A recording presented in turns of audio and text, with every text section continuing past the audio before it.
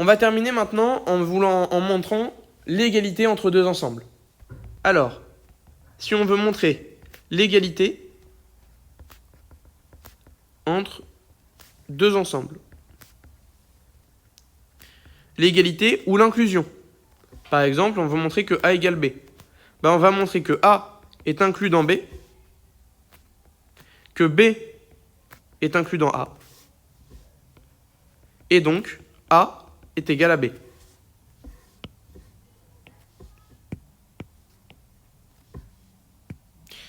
Ok. Pour montrer l'inclusion,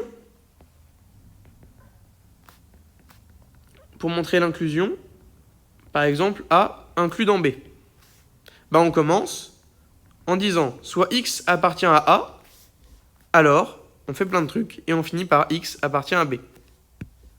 En fait, l'inclusion A inclus dans B, c'est quoi? C'est montrer que pour tout X appartenant à A, X appartient à B. Si on veut montrer ça, je vous l'ai dit tout à l'heure, on commence par quoi? Par fixer notre X. C'est pour ça qu'on commence, soit X appartient à A, montrer que X appartient à B.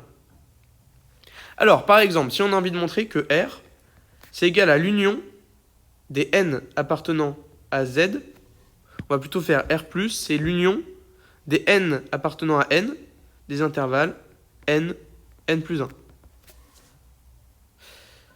On va montrer que l'union des n appartenant à n, n, n plus 1, est inclus dans R+.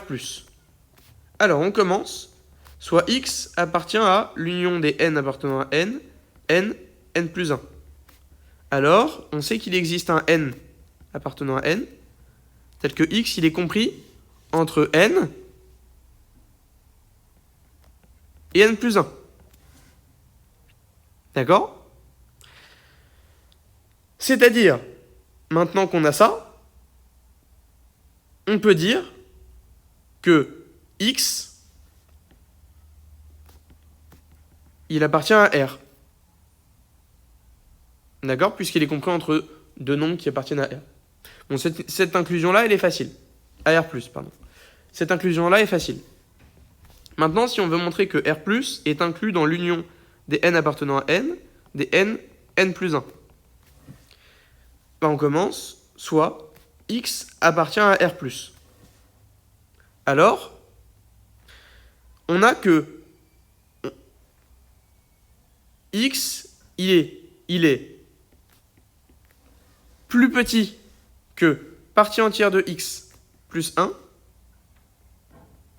On a ça avec notre X.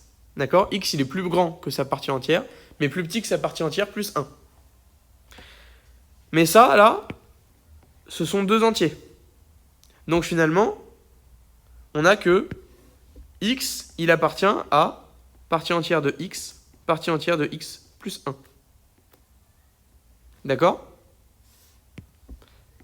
Pardon, ici c'est un... Il y a des inférieurs ou égaux ici. Voilà. X, il appartient à celui-ci. Qui lui, cet ensemble-là, il appartient pareil, il est inclus dans l'union des n appartenant à n, n, n plus 1.